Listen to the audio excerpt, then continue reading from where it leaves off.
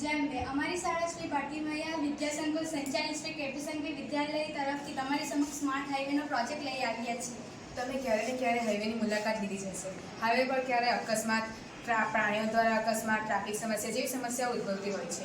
એ માટે વારંવાર વળાંક પર તો અકસ્માત થતા જ રહે છે. વળાંક પરના અકસ્માતથી બચવા માટે અમે સ્માર્ટ હાઈવે બનાવ્યો છે.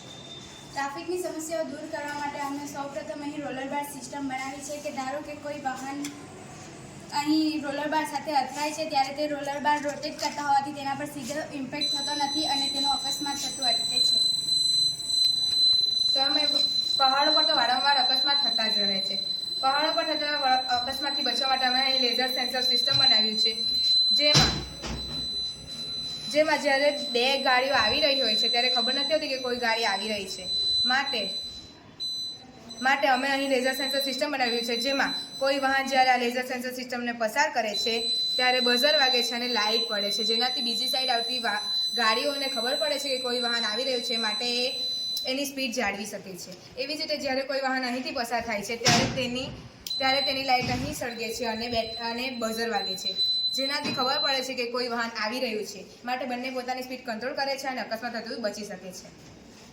અહીં અમે અમુક અંતરે પ્રેસિંગ પોઈન્ટ બનાવ્યા છે જે હાલમાં યુકેમાં ઉપલબ્ધ છે. યુકેમાં અમુક જગ્યાએ પ્રેસિંગ પોઈન્ટ સિસ્ટમ બનાવી છે કે જ્યારે લોકો દ્વારા તે જગ્યા પર ફૂડ પ્રેશર છે, જેમાં જ્યારે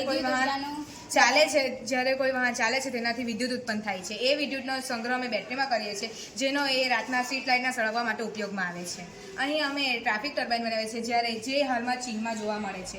ટ્રાફિક ટર્બાઇનનું કામ એ છે કે જ્યારે કોઈ ગાડી અહીંયાથી પસાર થાય છે ત્યારે ફરે છે અને એનાથી વિદ્યુત ઉત્પન્ન થાય છે.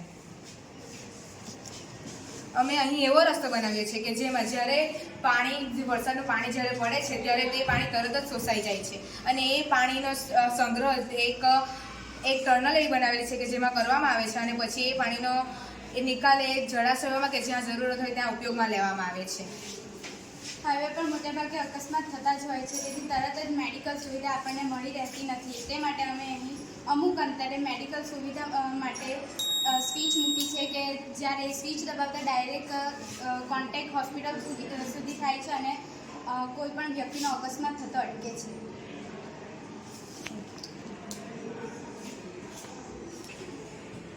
Thank you.